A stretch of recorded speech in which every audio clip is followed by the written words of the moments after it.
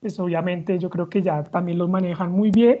Son sustancias que pueden ser tanto naturales, semisintéticas o totalmente sintéticas, que se encargan o tienen su principal función de atacar a las bacterias, virus o, o pues, parásitos que son patógenos para el cuerpo humano. ¿Listo? Sin embargo, hay que tener una salvedad. Digamos que los antimicrobianos son específicos por los microbios, entonces no solo atacan las bacterias patógenas, sino que también atacan las bacterias que hacen parte de la flora normal. Y entendiendo esta primera premisa, vamos a ver por qué más adelante algunas reacciones adversas, algunos tips de cuidado van a ser cuando los antimicrobianos empiezan a destruir nuestra flora normal y no solamente el agente patógeno. ¿Listo? Y lo otro que hay que tener en cuenta antes de hablar de antimicrobianos y los temas que vendrán más adelante de antibiograma, lo otro hay que tener en cuenta es que más tardamos nosotros en crear un nuevo antibiótico que las bacterias creando resistencia a este antibiótico. Les pongo un ejemplo. La vancomicina se creó por allá en 1940. Digamos que al principio, como no había estafilococos aureus resistentes, pues no había resistencia a la vancomicina. Cuando se empezaron a describir las primeras cepas de estafilococos aureus resistentes a penicilinas, pues se empieza a utilizar la vancomicina y solo en 2 años de uso ya se reportaron los primeros casos de resistencia contra vancomicina. O sea, pues tardaron 8 años más 12 años de que la vancomicina estuviera en el mercado y las bacterias solo tardaron 2 años en crear resistencia cuando se empezaron a utilizar. Un ejemplo más reciente, la daptomicina. La daptomicina salió después del año, pues después del 2000, salieron después del 2000 y en el primer año de uso ya se habían registrado resistencias a daptomicina. Entonces es muy importante tener en cuenta que los antimicrobianos, vamos a ver que son medicamentos relativamente seguros, que su ventana terapéutica es muy amplia, pero que no son para todo el mundo. Hay que saber cuándo se usan, dónde usarlos, a qué dosis usarlos y por qué usarlos. Eso es súper importante porque si no nos vamos a empezar a quedar sin líneas de manejo contra las superbacterias y pues nos va a ir muy mal en el futuro. Entonces, ¿de dónde vienen? Pues este es un meme que traté de corregir ahí. Entonces, si los antimicrobianos están en todas partes porque debemos ir al hospital, pues básicamente como para recalcar que un antimicrobiano puede venir de cualquier origen. Lo común, y pues ya conocen la historia de Alexander Fleming, pues lo principal es que vengan de otros seres vivos, entonces principalmente los hongos. Entonces los hongos producen sus propias sustancias para combatir a las bacterias y nosotros nos hemos aprovechado de eso para sintetizar nuevos antimicrobianos. También pues totalmente de la hay antimicrobianos que uno dice, bueno, tenemos la estructura natural, creemos uno totalmente de laboratorio y pues digamos que es otro sitio donde pueden venir los antimicrobianos. Bueno, entonces como para que sepan que pueden venir de cualquier sitio. ¿Cómo se clasifican? Entonces hay muchas formas de clasificarlos. Entonces podemos clasificar los antimicrobianos según el efecto. Entonces si son bactericidas o si son bacteriostáticos. Bueno, bactericidas, pues si al administrar el medicamento se encarga de destruir la bacteria y bacteriostáticos cuando se administra el medicamento y el medicamento lo que hace es inhibir el crecimiento para que el sistema inmune contrarreste ya la infección. ¿Listo? Se le ayuda al sistema inmune. Entonces digamos que acá hay que tener cuidado porque si yo soy un paciente inmunosuprimido o tienen un paciente inmunosuprimido que no tiene sistema inmune y está infectado, lo mejor es utilizar antimicrobianos bactericidas. Bueno, porque si utilizo un bacteriostático, pues él no tiene sistema inmune con que contrarrestar la infección. Entonces digamos que esa primera parte es muy importante para saber qué tipo de antimicrobiano voy a utilizar. Otro ejemplo y clásico, bueno, cuando manejamos una bacteriemia, una infección en la sangre, se prefieren los antimicrobianos bactericidas a los bacteriostáticos. Bueno, pues cuando, no sé, cuando ustedes pasen por farmacología clínica en su internado, ay caramba, me devolví. Cuando pasen en farmacología clínica, pasen por medicina interna, por unidad de cuidados intensivos, se van a dar cuenta y la pregunta clásica es si su paciente tiene bacteriemia, ¿qué le da? ¿Vancomicina o linezolid? Digamos un ejemplo así loco. Entonces ustedes dicen vancomicina es bactericida, linezolid es bacteriostático, pues yo le doy un bactericida entonces le doy vancomicina, bueno, para que lo tengan en cuenta. La segunda parte para clasificar es según su farmacocinética. Digamos que esta es una clasificación un poquito más farmacológica, en donde los medicamentos se clasifican si son tiempo dependientes, como son los beta-lactámicos, es decir, que matan según el tiempo de exposición al medicamento. Si son concentración dependiente, como los aminoglucósidos, que es como el ejemplo clásico, es decir, que matan es por picos de concentración, y si son área bajo la curva dependientes. Y el ejemplo clásico y lo que más he investigado es la vancomicina. Es otra forma de clasificar los antimicrobianos. Y la forma, digamos, que nos enseñan o la que más recalcan los libros de farmacología cuando pasan por farmacología 1 o 2, pues lo que más recalcan es la clasificación según su mecanismo de acción. Bueno, entonces hoy vamos a centrarnos en la clasificación según su mecanismo de acción, que es como mucho más fácil de estudiarlos de esta forma, pero sin embargo les mencionaré cuáles serán bactericidas, cuáles serán bacteriostáticos, y les mencionaré si son tiempo dependientes, concentración dependientes o área bajo la curva dependientes. Si voy muy rápido, me avisa. Listo.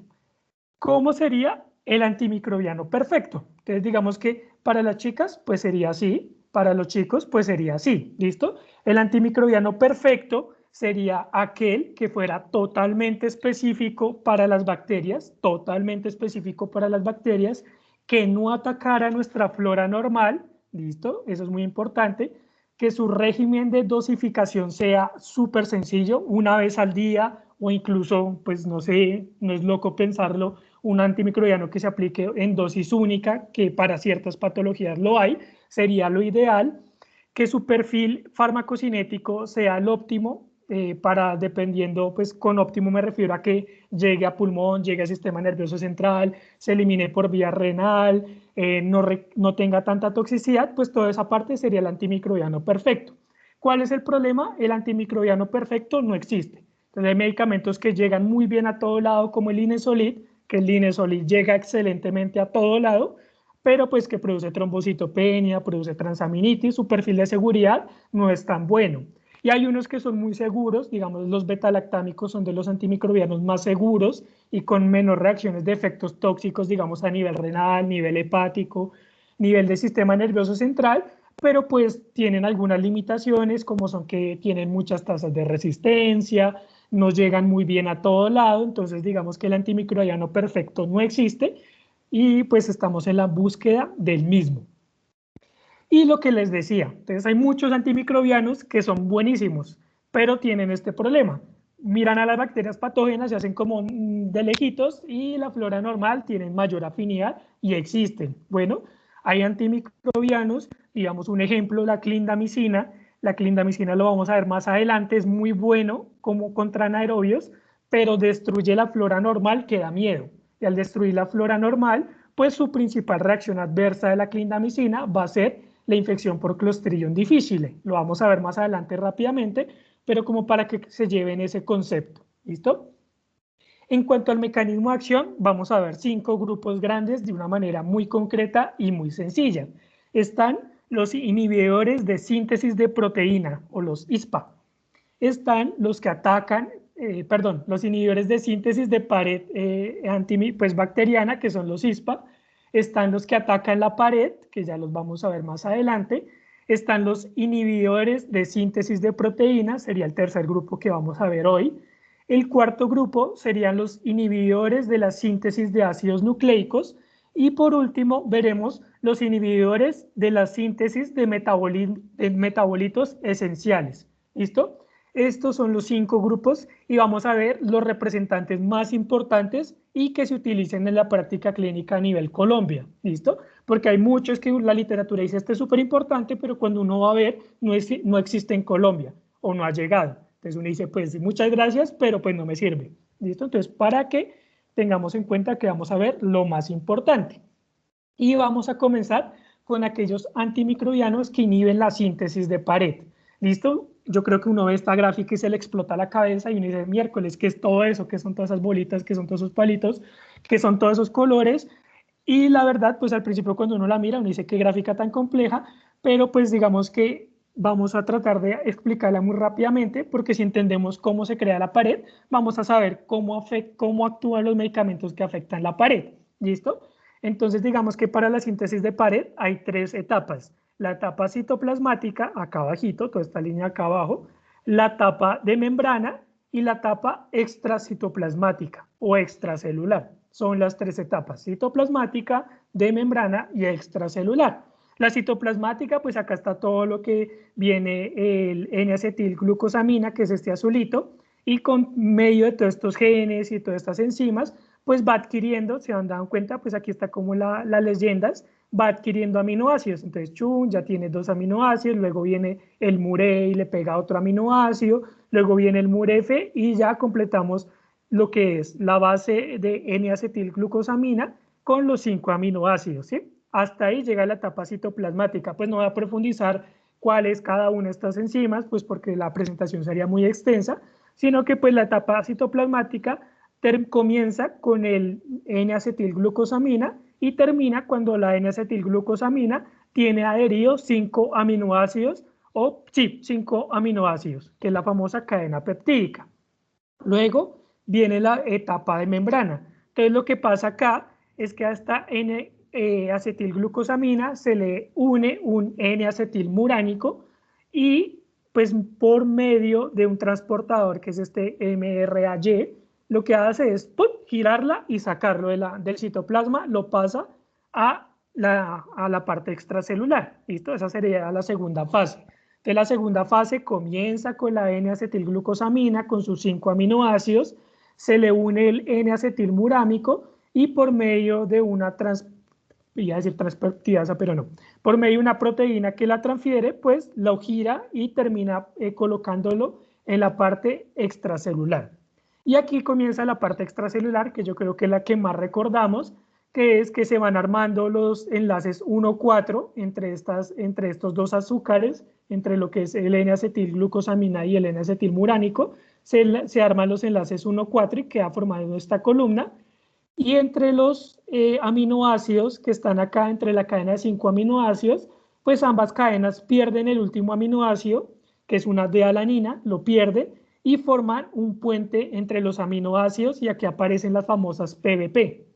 Entonces, las PBP, que son las proteínas de unión a penicilinas, son las enzimas encargadas de crear estos enlaces para que la pared se vuelva más rígida. ¿Listo? Y ahí terminaría la etapa extracitoplasmática. Entonces, no sé, algunos ejemplos que vamos a ver hoy. Fosfomicina. La fosfomicina es un antibiótico que inhibe el MUR-A, ¿listo? O sea, esta primera etapa y actúa a nivel de la etapa citoplasmática. Entonces, si yo no tengo MUR-A, de aquí para adelante no puedo hacer nada. Por eso es que la fosfomicina, su espectro de acción es grandísimo, tanto para gram positivos como para gram negativos, porque bloquea toda la síntesis de membrana desde el primer paso. ¿Listo? En cambio, digamos, los beta-lactámicos lo que hacen es evitar esta unión de aminoácidos inhibiendo las PBP. ¿Listo? Entonces, los beta-lactámicos se unen a la PBP, no dejan que la PBP cree este enlace y pues obviamente la pared pierde estabilidad y digamos que se cae de su peso, se destruye porque pierde toda la estabilidad. Y otro ejemplo es la vancomicina. La vancomicina lo que hace es, digamos, aquí está la cadena de 5 aminoácidos, la vancomicina se pega a este quinto aminoácido, entonces no deja que se desprenda y tampoco deja que la PBP coja este aminoácido para crear un puente. Entonces, digamos que entendiendo esta parte, uno más o menos sabe dónde van a actuar los antimicrobianos que vamos a ver anteriormente. No sé si les quedó claro, quieren que repitan algún paso, tienen dudas, preguntas, angustias.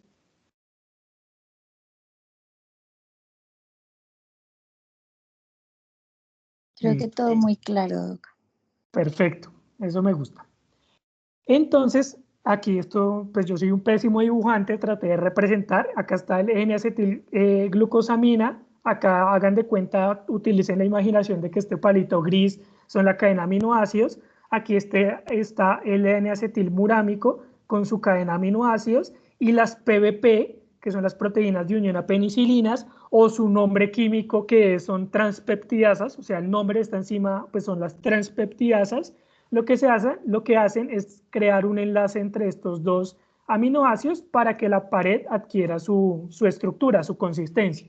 Entonces, pues los beta-lactámicos lo que hacen es inhibir esta transpeptidasa, inhibir esa PVP, y pues la pared no se puede crear, no se puede, o sea, bloquea la síntesis de pared en la fase extracelular. ¿Listo? En cuanto a los beta-lactámicos, ¿qué pasó aquí? Bueno, en cuanto a los beta-lactámicos, hay varios grupos, ¿listo? El primer grupo, y no sé qué pasó, en verdad les pido disculpas porque estoy seguro que la hice, es las penicilinas. Bueno, entonces ese primer grupo de las penicilinas, y los voy a pedir porque para que les quede más claro, porque pues, porque muchas cosas entran por los ojos y estoy seguro que la tenía. Ah, carachas.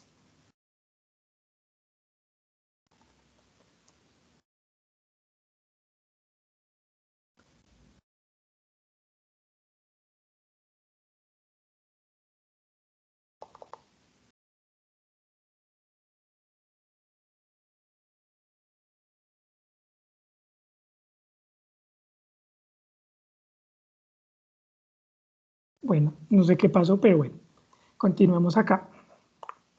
Listo. Entonces, las penicilinas, y aquí les voy a pedir que hagan un... Entonces, las penicilinas se dividen o se clasifican en 4 grupos grandes. Lo que son las penicilinas naturales, que sería el primer grupo, penicilinas naturales. El segundo grupo, que son las aminopenicilinas.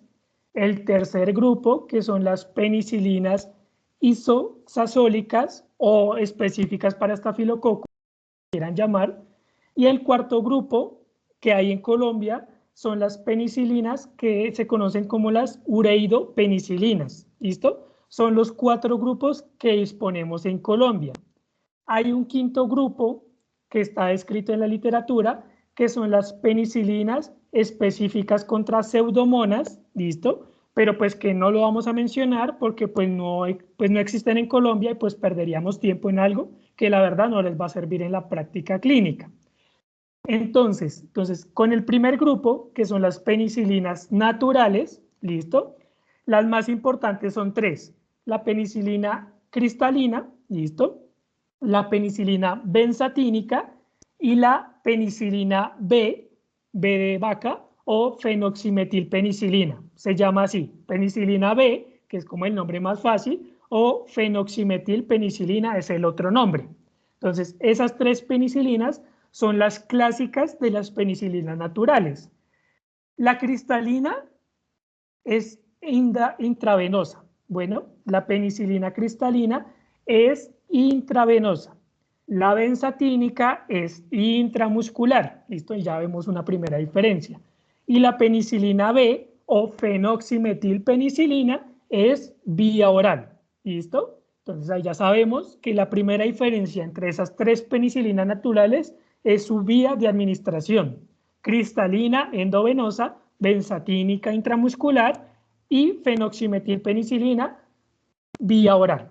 Primera diferencia. Luego, segunda diferencia, la farmacocinética.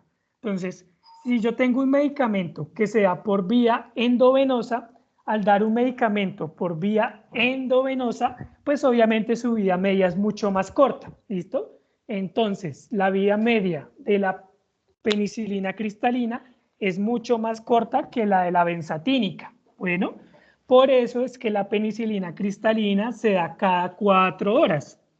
Es muy buena, es un buen antibiótico siempre y cuando no haya resistencia, pero el problema es que toca darla cada 4 horas. Entonces al paciente, pues digamos que sea por líquidos endovenosos, se diluye en la solución salina que se le administra al paciente, pero toca darla cada 4 horas y digamos que eso limita mucho su uso. ¿Listo? La cristalina. La benzatínica es intramuscular y su vida media es larguísima, ¿listo? Es pues una vida media larga y eso permite que sea una dosis única, ¿listo? La benzatínica es una dosis única o a veces se utilizan esquemas de una dosis por semana, ¿listo? Pero pues obviamente no es lo mismo administrar cada 4 horas un medicamento que administrarlo pues una vez a la semana o en dosis única. Y la vía oral, digamos que está entre las dos. No es tan cortica como la de la cristalina, pero tampoco es tan larga como la de la benzatínica.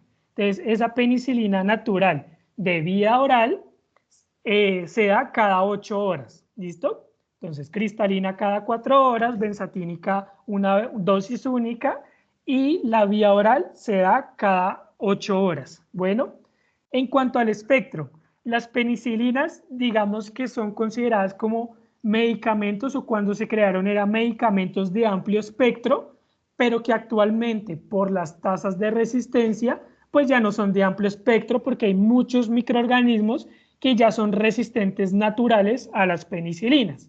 Entonces, digamos que las penicilinas sirven para gram positivos, ¿listo? Sirven, pues servían, porque digamos que cuando se crearon las penicilinas era la primera opción para estafilococo aureus, pero actualmente la resistencia natural del estafilococo aureus contra las penicilinas es más del 90%. Entonces, digamos que ya no sirve para estafilococo aureus. Entonces, esas penicilinas son buenas para los streptococos, para lo que es Streptococcus pyogenes, Agalactiae principalmente. Son buenas para el Streptococcus pneumoniae, pues que obviamente sea sensible a penicilinas. Son excelentes para el gonococo y el meningococo, ¿listo? Son muy buenas para gonococo y meningococo y tienen un buen espectro contra anaerobios, ¿listo? Principalmente contra bacillus, ¿sí? Bacillus como el principal espectro anaerobios que tienen las penicilinas. Ese sería el espectro que las utilizamos, estreptococos, anaerobios y ya, ¿listo? Para estafilococo aureus no sirve y para ningún gran negativo tipo enterobacterias no sirven, ¿listo? Ese sería el espectro. La cristalina es una muy buena opción para tratar neumonías, meningitis, infecciones en piel, o sea, todo donde esté el neumococo, ¿listo? Donde esté el neumococo como neumonía, meningitis, es una muy buena opción, ¿listo?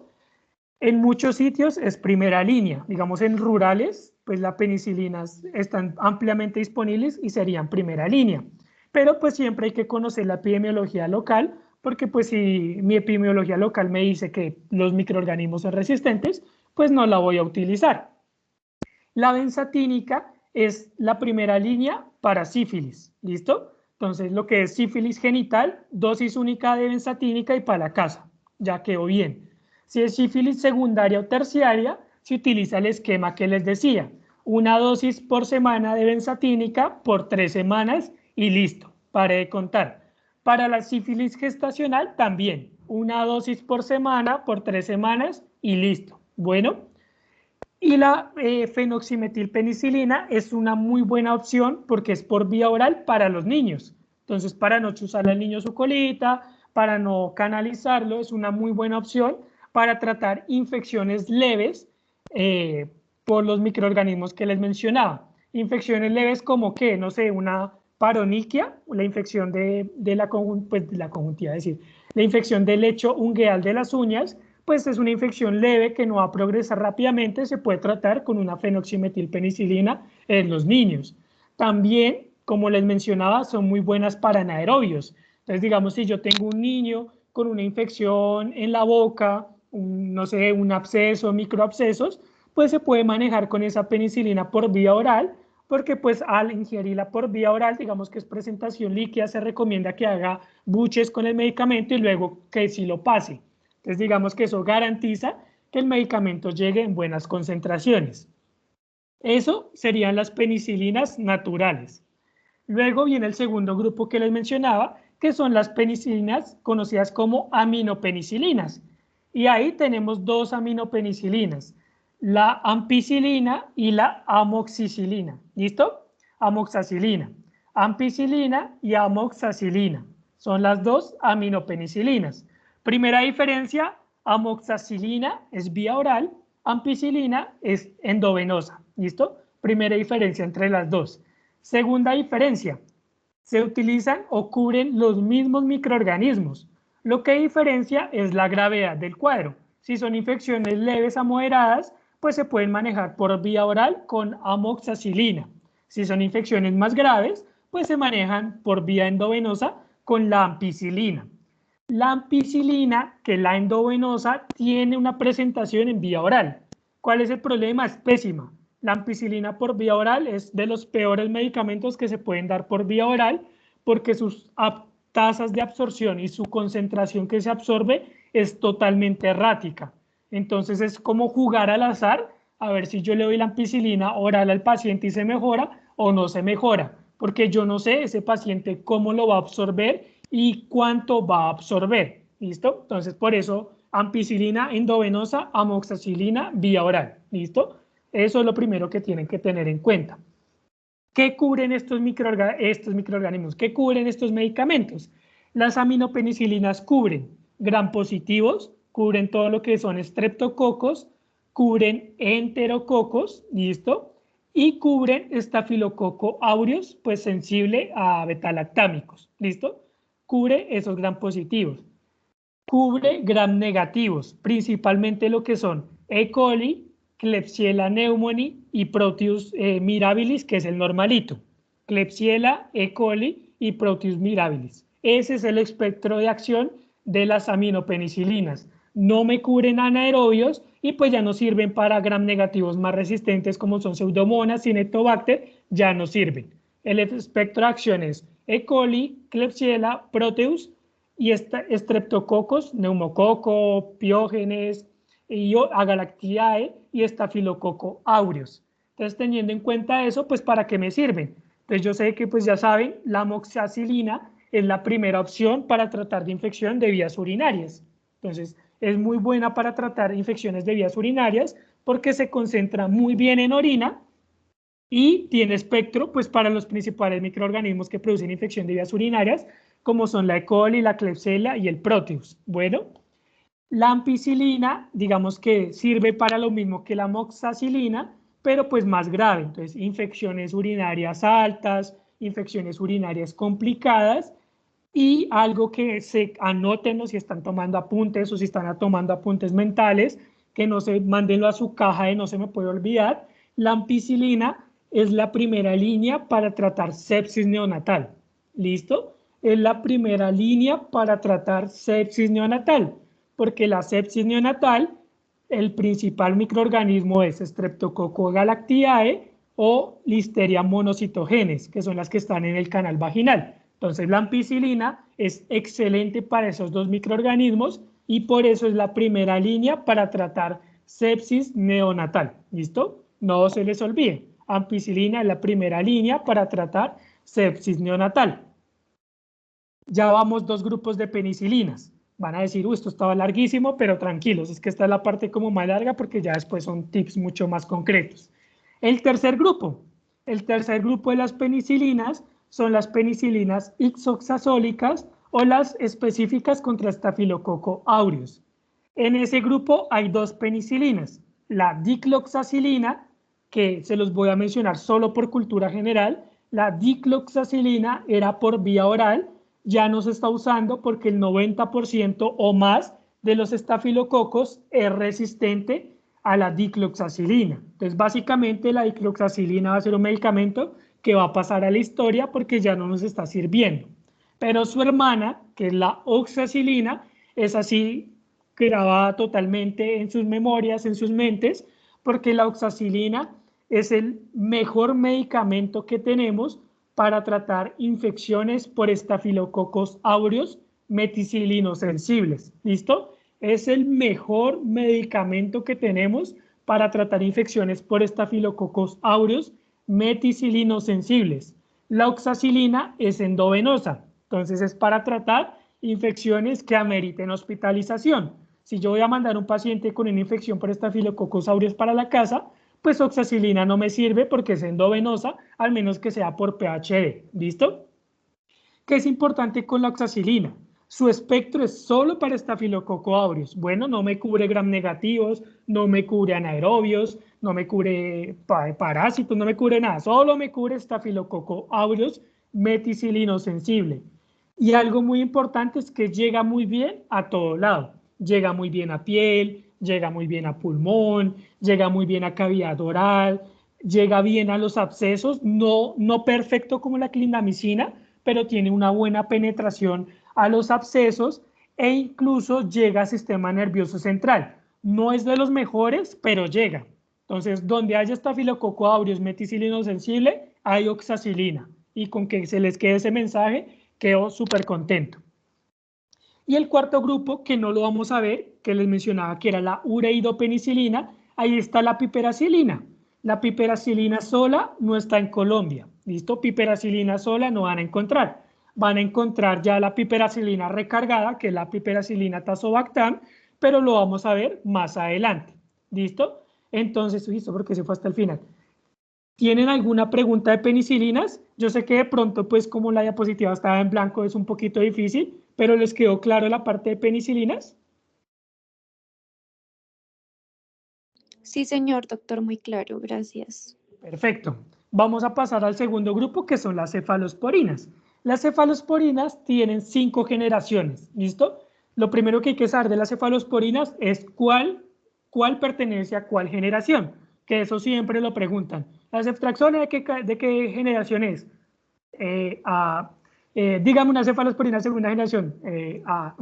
Entonces, lo primero que hay que saber es cuáles cefalosporinas pertenecen a cada generación. Entonces, acá les mencioné las que están en Colombia, las que utilizamos en la práctica clínica diaria, porque las cubre el POS, porque son baratas y son buenas.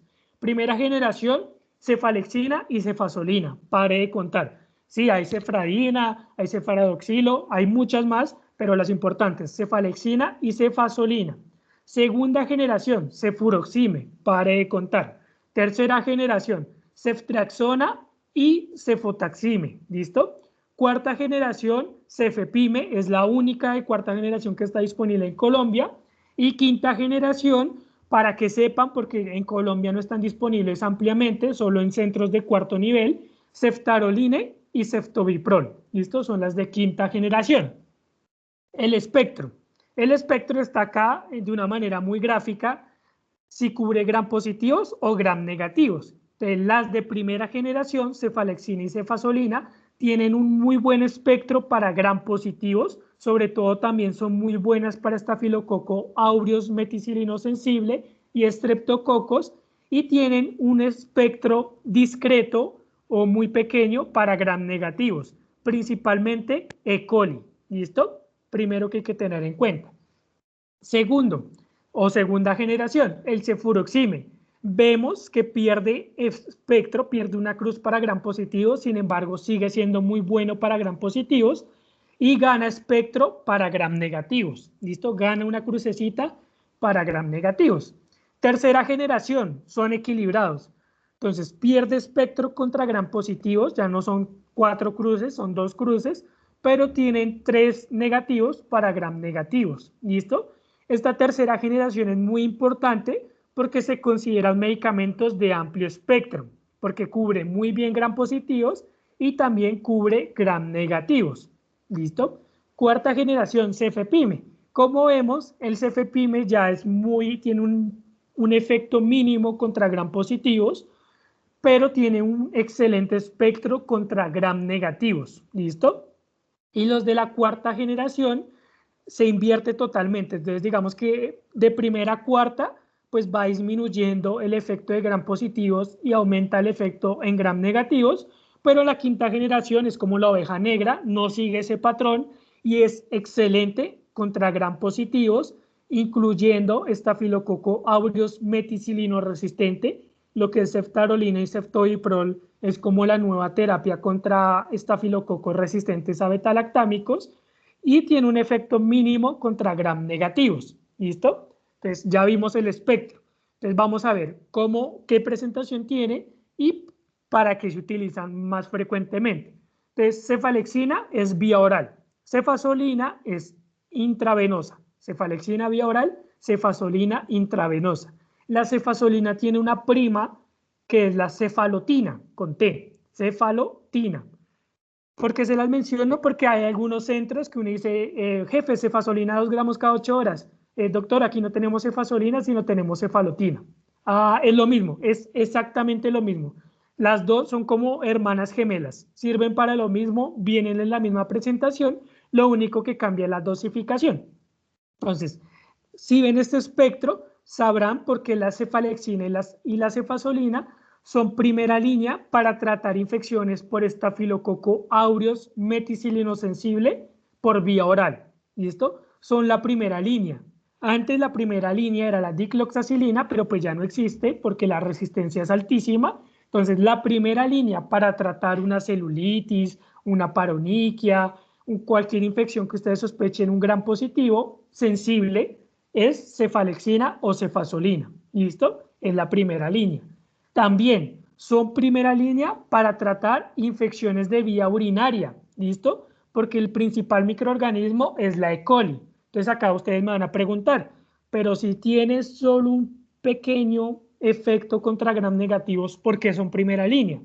Son primera línea porque su concentración en orina es tan grande, pero tan absurdamente alta la concentración en orina, que logran alcanzar concentraciones suficientes para vencer los gram negativos. ¿Listo? Entonces, si ustedes les dicen, ¿espectro de cefalexina es bueno para E. coli? No, el espectro de cefalexina para E. coli es malo, regular tirando a malo, pero su farmacocinética, su concentración en orina es tan buena que logra con ese poquito efecto y altas concentraciones, pues logra combatir la E. coli y por eso son primera línea para infección de vías urinarias.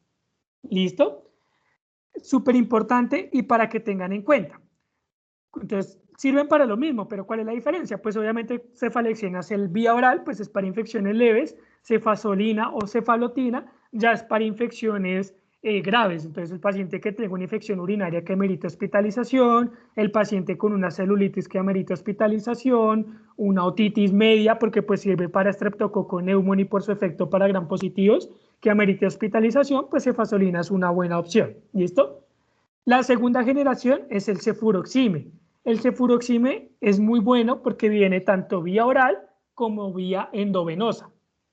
Algo importante, el cefuroxime nunca es primera línea, excepto en la clínica de la Sabana, porque allá se ha demostrado que las infecciones urinarias, la resistencia es muy alta a primera generación. Entonces, cuando roten por la Sabana, se van a dar cuenta que la primera línea para una infección urinaria es cefuroxime. ¿Listo? Como dice el profe García, del peaje para allá, o sea, para Chía, cefuroxime es la primera opción por epidemiología, del peaje para acá, o sea, Bogotá, no es primera línea. La primera línea en Bogotá sigue siendo cefalexina o cefazolina, pero pues digamos específicamente en Chía, la primera línea para infección urinaria es cefuroxime, ¿listo? Pero solo para infección urinaria. Para lo que es infección por estafilococo aureus en piel, para lo que es otitis media, otitis supurativa por streptococcus pneumoniae, la primera opción nunca es cefuroxime. Cefuroxime es la segunda opción cuando falla la primera generación, para que les quede claro.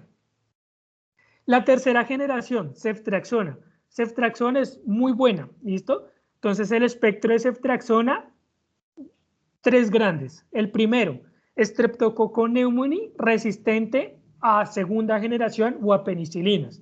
Entonces si el Streptococcus pneumoniae es resistente a penicilina cristalina, a amoxicilina o es resistente a cefuroxime, la primera opción es ceftriaxona. Bueno, segundo aspecto importante o segundo indicación, la ceftriaxona es excelente para gonococo y meningococo. ¿Listo? La ceftriaxona es excelente para gonococo y meningococo y es primera línea. Primera línea para meningitis, ceftriaxona. Primera línea para gonorrea, sea donde sea la ubicación, ceftriaxona. ¿Listo? Eso les quede cuenta. Y tercero, cubre muy bien enterobacterias resistentes de patrón BLEA. ¿Listo? Entonces, BLEA son unas beta-lactamasas que crea la E. coli, que crea la Klebsiella, que degrada todo lo que es primera generación y segunda generación, pero no alcanza a degradar ceftriaxona. Entonces, esas serían las indicaciones más importantes de ceftriaxona. Cefepime. Cefepime, como vemos, pues su espectro es principalmente gram negativos. Entonces, el cefepime es excelente para cubrir gram negativos, pero ojo, siempre, o sea, cuando ustedes empiecen a rotar y eso, armen una cajita que diga antiseudomónicos. ¿Qué medicamentos le sirven a Pseudomonas? Uno de ellos es cefepime. ¿Listo? Entonces, cefepime es primera línea junto con piperacilina tazobactam, que lo vamos a ver más adelante, para el tratamiento de pseudomonas. ¿Listo? Entonces el cefepime nunca es primera línea para algo que venga de la comunidad. Cefepime es primera línea para infecciones que se adquieren a nivel hospitalario. ¿Listo? Entonces no sé, que el paciente estaba hospitalizado, hizo una neumonía en el hospital, cefepime o piperacilina tazobactam. ¿Listo? ¿Por qué? Porque nosotros estamos tratando de cubrir pseudomonas y nos toca irnos antiseudomónicos. Y el cefepime es un antiseudomónico. ¿Listo? Algo importante, porque eso yo creo que hay una confusión y a todos nos pasa. Uno escucha que el cefepime es poderoso, ¿sí? El cefepime es uno de los mejores antibióticos que tenemos, pero tiene un problema, no cubre anaerobios, pero es que no cubre anaerobios en nada, o sea, no sirve para anaerobios. Entonces, cuando llega el paciente en shock séptico de origen abdominal y la gente piensa cefepime, está mal. Está mal pensar en cefepime porque el cefepime es muy bueno para gram negativos que se encuentran en cavidad abdominal, cubre resistencia, pero no sirve para anaerobios. Entonces se quedaría corto cefepime solo. Si van a cubrir una infección en abdomen grave, tienen que combinar cefepime con metronidazol para cubrir anaerobios o utilizar piperacilina tazobactam, que la piperacilina tazobactam es excelente para anaerobios. ¿Listo? Como para que tengan en cuenta eso. Quinta generación, sirven para Staphylococcus aureus meticilino resistente, es lo único que tienen que saber porque pues no están disponibles y pues no se maneja en la práctica médica diaria. Los otros beta-lactámicos son los inhibidores de beta-lactamasa. Entonces aquí tenemos tres: la amoxicilina clavulonato, la ampicilina sulbactam y la piperacilina tazobactam. Entonces, la amoxicilina y la ampicilina tienen el mismo espectro que sus primas, de la amoxicilina sola y la ampicilina sola. ¿Cuál es la diferencia? Que el clavulanato y el sulbactam le permiten vencer resistencia. Entonces, si el microorganismo es resistente a amoxicilina o ampicilina, pues uno suma el inhibidor, que es el sulbactam o el clavulonato, para vencer esa resistencia. Pero el espectro y las indicaciones son exactamente las mismas. Son muy buenas para infecciones en vía urinaria, para neumonías, para infecciones de tejidos blandos, para infecciones abdominales. Son muy buenas para ese tipo de infecciones. La piperacilina tazobactam es un antiseudomónico de elección, ¿listo? Entonces ya vamos dos antiseudomónicos, el cefepime y la piperacilina tazobactam.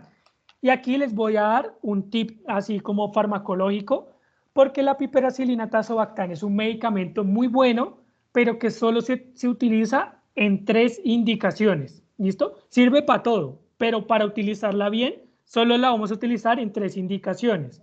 En infección abdominal grave, porque cubre anaerobios, cosa que no hace el cefepime, ¿listo? En infección urinaria alta complicada, que se sospeche de abscesos, de microorganismos resistentes, y en sepsis o bacteriemias por gram negativos. Solo utilizamos piperacilina tazobactam en esos 3 escenarios. Para neumonía utilizamos cefepime, ¿listo? Para infección de tejidos blandos por gram negativos utilizamos cefepime, ¿listo? Entonces, la piperacilina tazobactam, para usarla bien, es abdomen, orina o bacteriemia. Para de contar, ¿listo? Para que lo sepan. Puse al Capitán América porque digamos que el Capitán América en sí sería la penicilina, amoxicilina, ampicilina, piperacilina, y el escudo de Capitán América, que es inquebrantable, pues sería el inhibidor de beta-lactamasa, sería el clavulonato, el sulbactam o el tazobactam, porque así funcionan. Entonces, cuando la bacteria crea beta-lactamasas, la beta-lactamasa choca contra el escudo, contra el inhibidor de beta-lactamasa, y la penicilina queda libre para ejercer su efecto. ¿Listo? Por eso se llaman inhibidores de beta-lactamasas. Otros beta-lactámicos, los carbapenémicos. Bueno, ¿qué hay que saber de los carbapenémicos? Obviamente uno, como incluso algunas especialidades no lo manejan, son más que todo de uso del internista, del infectólogo, del intensivista. Son 4. Y la memotecnia, carbapenémicos, dime, doripenen, imipenen, meropenen y ertapenen. Son los 4 carbapenémicos, todos están disponibles en Colombia. Cosas importantes, 3. La primera, doripenen, imipenen y meropenen cubren pseudomonas. El ertapenen no me cubre pseudomonas. ¿Listo? Primer aspecto importante de los carbapenémicos. El ertapenen no cubre pseudomonas.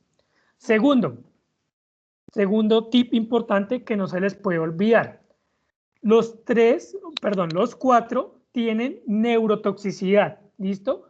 Pero el que es más neurotóxico es el imipenem, ¿listo? El imipenem es el más neurotóxico. Luego el imipenem, en segundo lugar está tanto el meropenem como el doripenem, y en último lugar, digamos que el ertapenem es el más seguro en cuanto a la neurotoxicidad.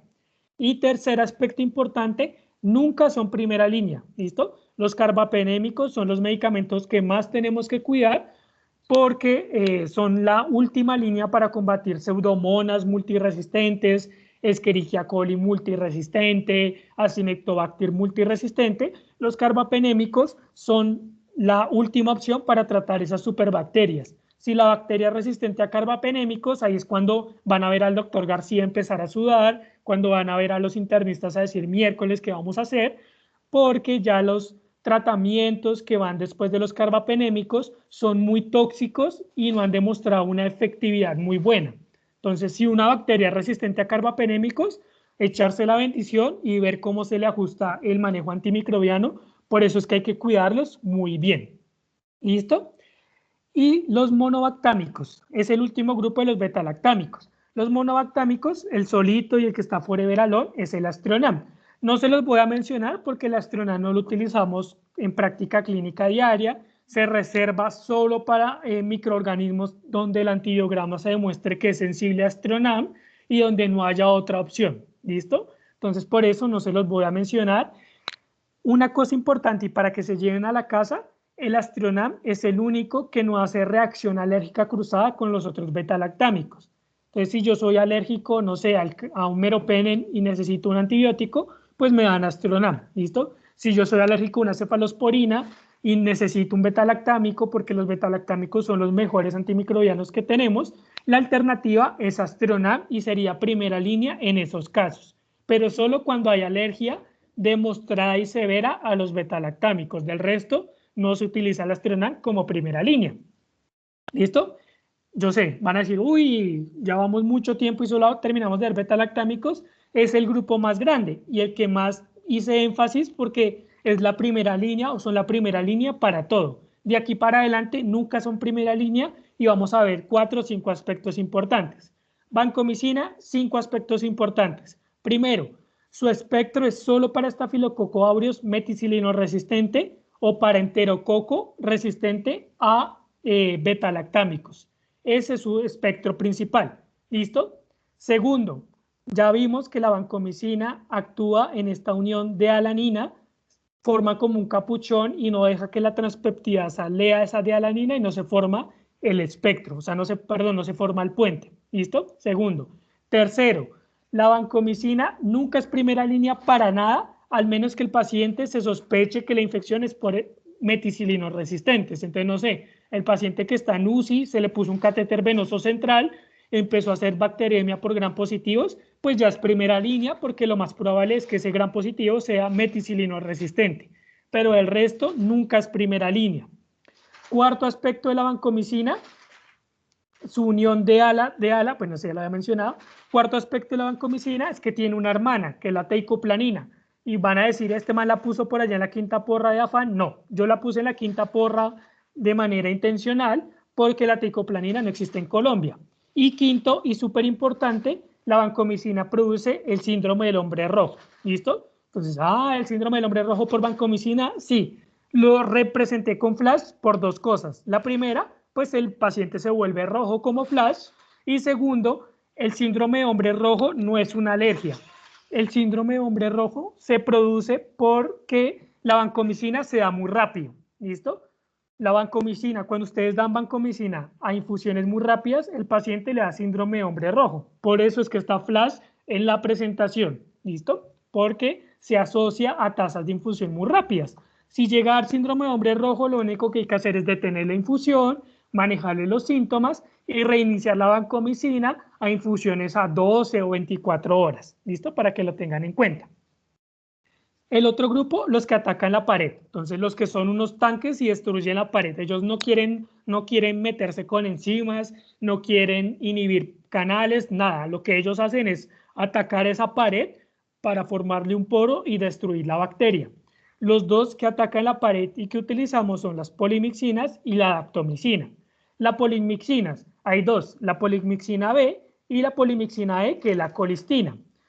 Tres cosas importantes de las polimixinas. Lo primero es que atacan la membrana. Entonces, ellas se unen al lípido A, por eso la A, se unen al lípido A, lo desplazan y crean un poro directamente sobre la membrana y la empiezan a destruir creando poros o múltiples poros en la membrana.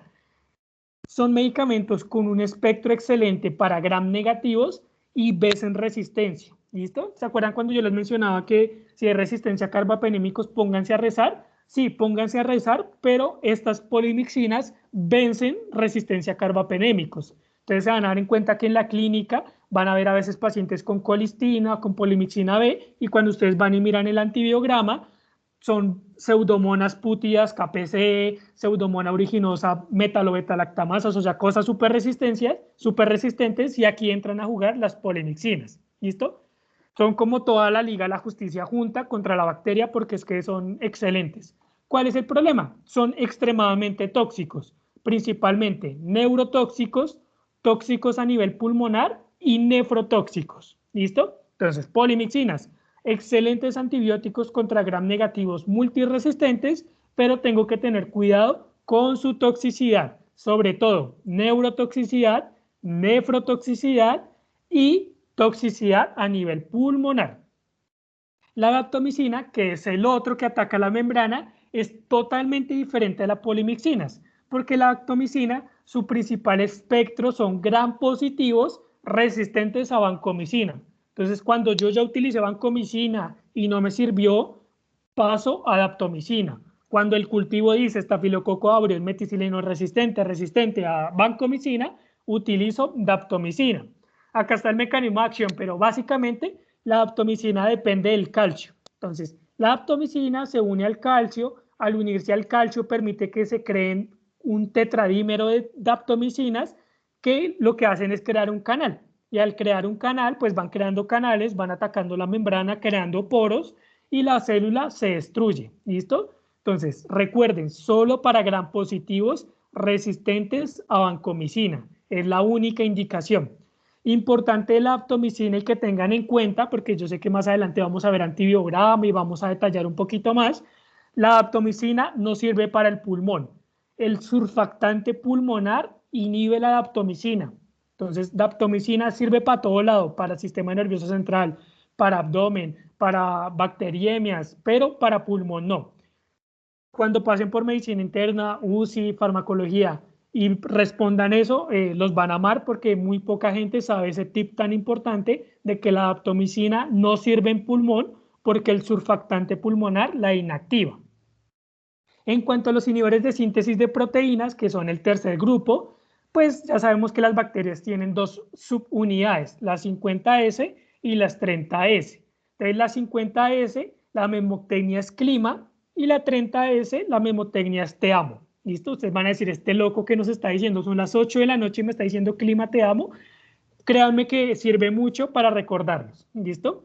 Entonces, ¿cuáles inhiben la fracción 50S ribosomal? El clima, cloranfenicol, L-lincosamida, LI de linesolid y MA de macrólidos. ¿Listo? El clima inhibe la fracción 50S.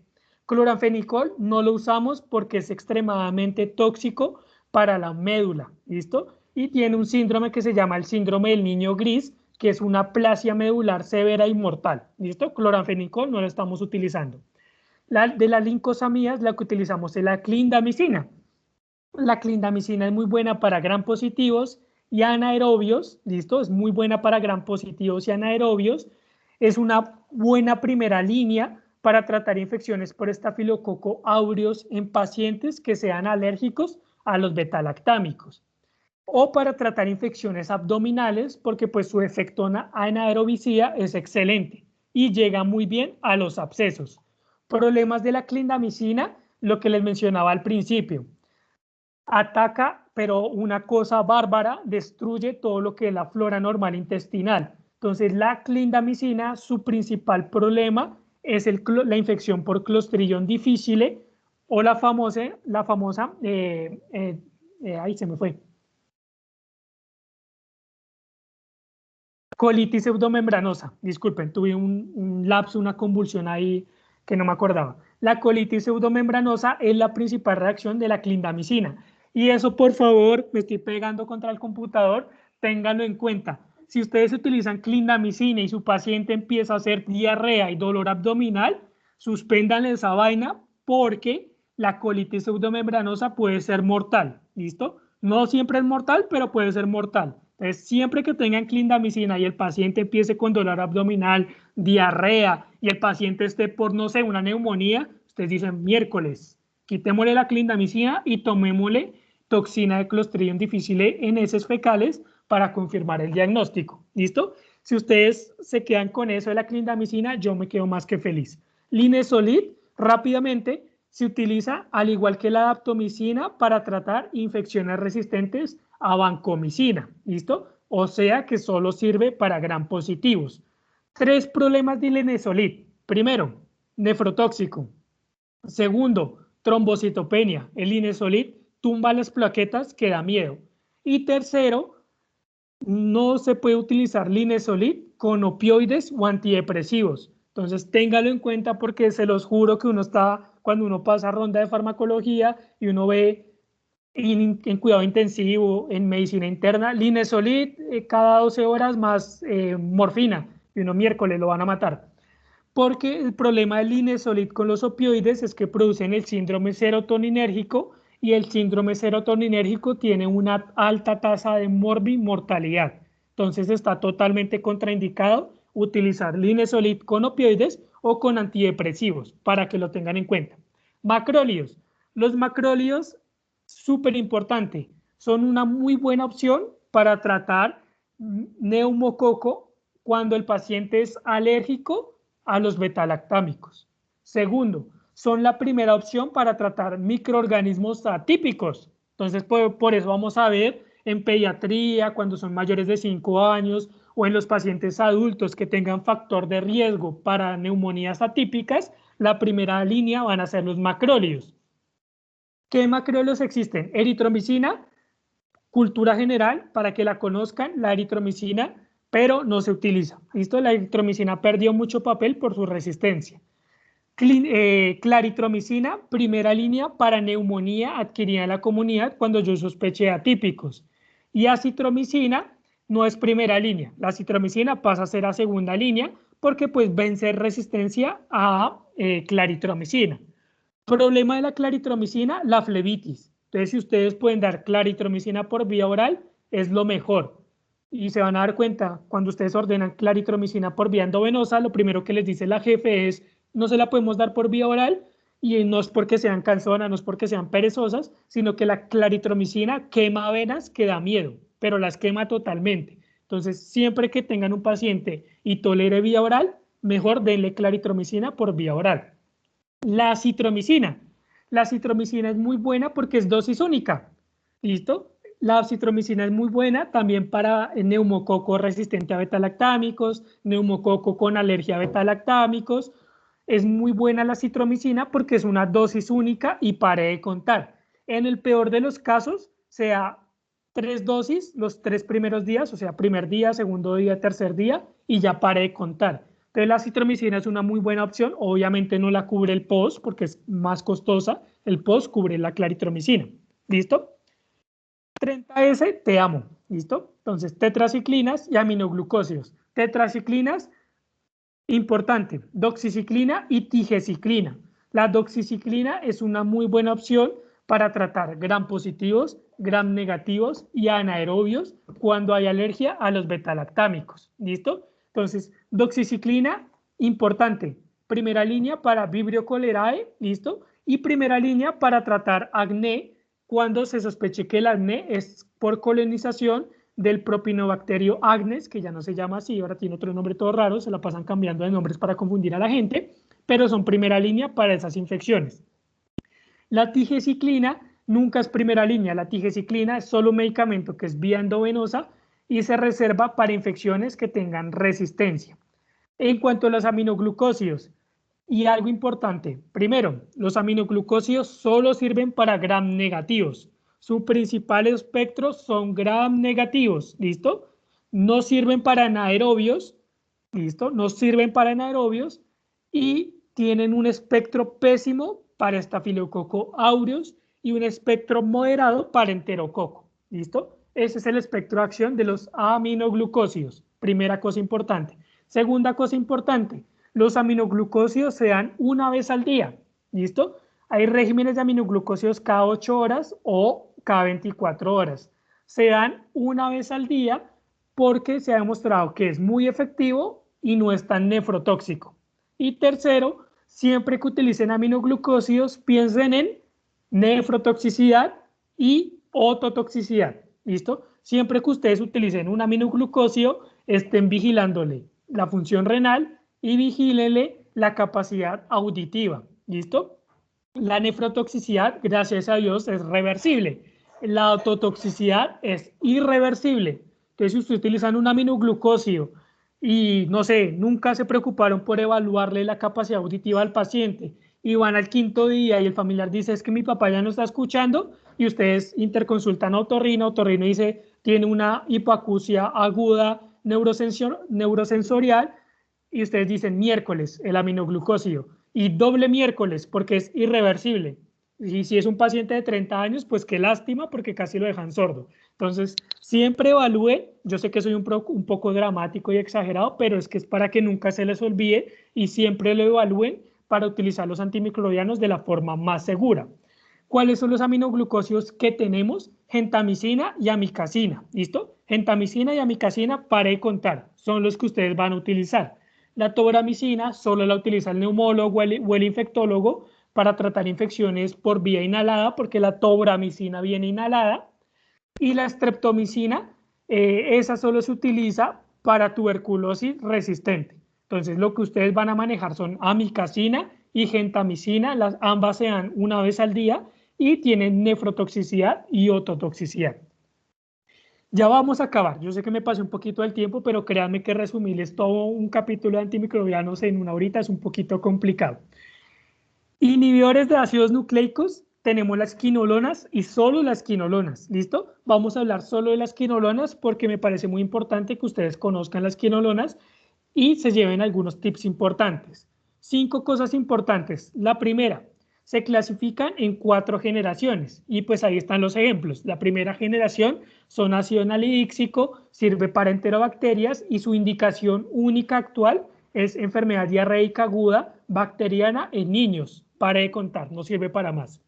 La segunda generación, la ciprofloxacina y la norfloxacina, sirven para gram negativos, gram positivos, cubren pseudomonas. Entonces metan a las quinolonas en esa cajita de antipseudomónicos y sirven para organismos atípicos.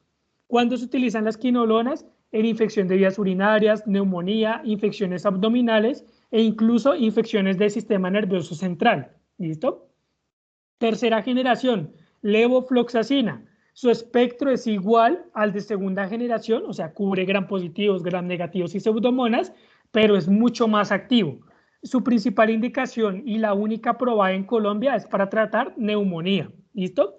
Y la cuarta generación, donde tenemos al gato moxi o la gatifloxacina y la moxifloxacina, sirve para cubrir principalmente enterobacterias, pseudomonas y anaerobios.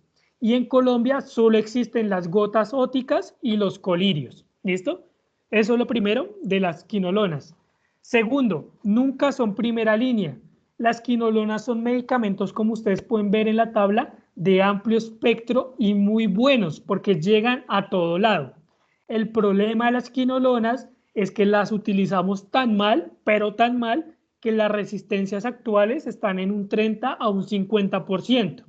Y por regla general, si la resistencia supera el 10%, nunca ese antibiótico va a ser primera línea.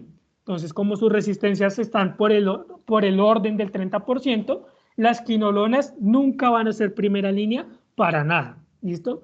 Las quinolonas solo se utilizan cuando ya tengamos un antibiograma y ese antibiograma nos demuestre que el organismo es sensible a quinolonas y lo podamos manejar con ellas. ¿Listo? Tercero, importante de las quinolonas, y no se les vaya a olvidar por esta foto. Si ustedes dan una quinolona por vía oral, nunca la den con lácteos, ¿listo? Entonces tienen que decirle al paciente que si se va a tomar la quinolona, no puede tomar lácteos, que evite la toma de lácteos durante el tratamiento, porque los lácteos inactivan a la quinolona y no dejan que se absorba. Entonces, fallo terapéutico. Reacciones adversas, súper importantes. Ustedes dirán, ¿por qué está Aquiles en la foto? Para que nunca se los olvide. Las quinolonas rompen el tendón de Aquiles. Entonces, se ha descrito que los pacientes que toman quinolonas y van caminando, se les rompe el tendón de Aquiles súbitamente, y es muy importante que lo tengan en cuenta. Segundo, prolongan QT, son cardiotóxicos, prolongando QT. Tercero, alteran el cartílago de crecimiento, por eso son contraindicación relativa en el paciente menor de 18 años. No es absoluta porque si se requieren, se requieren, pero en lo posible no utilizar quinolonas en el paciente pediátrico porque el paciente no va a crecer o se va a quedar chiquito, por decirlo de alguna manera. Y por último, fototoxicidad. Súper importante que cuando el paciente esté tomando quinolonas, utilice protector solar. ¿Listo? Entonces, dígame, sean sinceros, cuando han visto que alguien le ordene quinolonas y le digan, utilice protector solar. A nadie le dicen eso. Y es muy importante porque las quinolonas hacen fototoxicidad. Entonces se depositan en la piel y al depositarse en la piel con los rayos UV, queman la piel, literalmente la quema, parece una quemadura solar. Entonces es muy importante que los pacientes utilicen un buen bloqueador solar para que no se les vaya a quemar la cara o las zonas fotoexpuestas. Y el último grupo, y ya para terminar, y deben estar diciendo gracias a Dios, tengo hambre, los inhibidores de metabolitos esenciales. Entonces acá el único es el trimetoprim sulfametoxazol. Entonces acá está el mecanismo de acción, dice miércoles, ¿qué es esto? Lo importante es que tanto la parte de la sulfonamida, que es el sulfametoxazol, como la parte del trimetoprim, el TMP, lo que hacen es inhibir toda la cascada del ácido fólico, ¿listo? Si yo no tengo ácido fólico, no tengo ni purinas ni pirimidinas. Y si no tengo ni purinas ni pirimidinas, no puedo sintetizar ácidos nucleicos, ¿listo? Ese es el mecanismo de acción. Interfieren en la cascada del ácido fólico, inhibiendo la síntesis de purinas y pirimidinas y llevando a la muerte celular. ¿Listo? Es totalmente bactericida. Trimetoprim, primera cosa, nunca es primera línea. El trimetoprim es un excelente medicamento para tratar Staphylococcus aureus meticilino resistente. Hágame el favor, Staphylococcus aureus meticilino resistente, el trimetoprim es una muy buena opción. Es una muy buena opción para tratar nocardia, primera línea para tratar nocardia.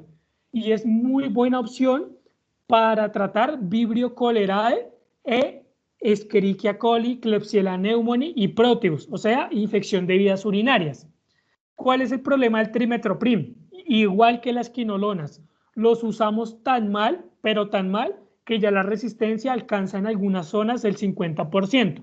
Por eso, como terapia empírica no se usa. El trimetoprim, el buen uso del trimetoprim es con antibiograma. Entonces yo tengo un antibiograma que me demuestra sensibilidad y el paciente va a ser manejado por vía oral y es alérgico a las penicilinas, el trimetoprim es una muy buena opción. Cuando sí es trimetoprim sí o sí y nunca, pero es que nunca se les puede olvidar, paciente con VIH que llegue con neumonía y ustedes sospechen neumocistis girovechi, que es principalmente pacientes con VIH, con neumonía, si ustedes lo sospechan, neumocistis girovechi es igual a trimetoprim sulfametoxazol. Es la primera línea porque pues la resistencia no supera el 10% y es lo único que le va a salvar al paciente la vida. ¿Listo? El neumocistis girovechi hace unas neumonías terribles en los pacientes con VIH y se los lleva en un 2×3. Entonces hay que reconocerlo rápido e iniciar trimetoprim en la solución. Reacciones del trimetoprim, dos importantes, hipercalemia, siempre que inicien un esquema con trimetoprim, tómenle un potasio cada 72 horas. Y segundo, es uno de los medicamentos que más reacciones en piel graves tienen, principalmente síndrome Steven-Johnson, que es el de la izquierda, o DRESS, ¿listo? Es muy importante tenerlo en cuenta porque estas reacciones no son inmediatas. Entonces, digamos, no se llegó el paciente, le tomaron el antibiograma, le iniciaron trimetoprim, lo mandaron para la casa, y el paciente llega, digamos que el Steven-Johnson y el DRESS tienen un promedio de 2 semanas de evolución, llega a las 2 semanas con esas manchas en la piel y que le duele la piel. Entonces ustedes lo primero que tienen que pensar, como utilizo trimestoprim, es una reacción grave porque estas reacciones a medicamentos matan a los pacientes. El Steven Johnson y el DRESS matan a los pacientes si no se reconoce y no se tratan a tiempo. ¿Listo? Hemos terminado, hemos logrado el objetivo, hemos revisado todos los grupos de antimicrobianos, las características más importantes que me gustaría que se las tuvieran en cuenta, que se las llevaran a casa, porque no solo porque se los vayan a preguntar a futuro, sino que esas pequeñas diferencias o esos pequeños tips son lo que hacen la diferencia entre tratar bien a un paciente o tratarlo de una forma inadecuada. Entonces, no sé si haya preguntas, dudas, angustias, cualquier cosa pues que va a la orden. Yo les puedo, no sé, si quieren ampliar después cada grupo por aparte y ampliarlo mucho más, pues espero sus comentarios. Muchas gracias. Doctor, muchísimas gracias por la charla, estuvo muy interesante, gracias por estar acá acompañándonos y nos vemos en futuras charlas. Muchísimas gracias. Listo, Muchas gracias, súper. doctor. Muchísimas No, gracias, doctor.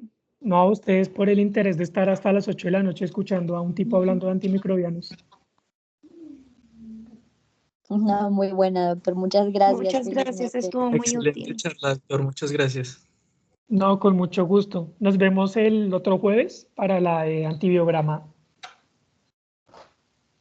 Listo, Chao, doctor. que les vaya bien, que descansen. Gracias.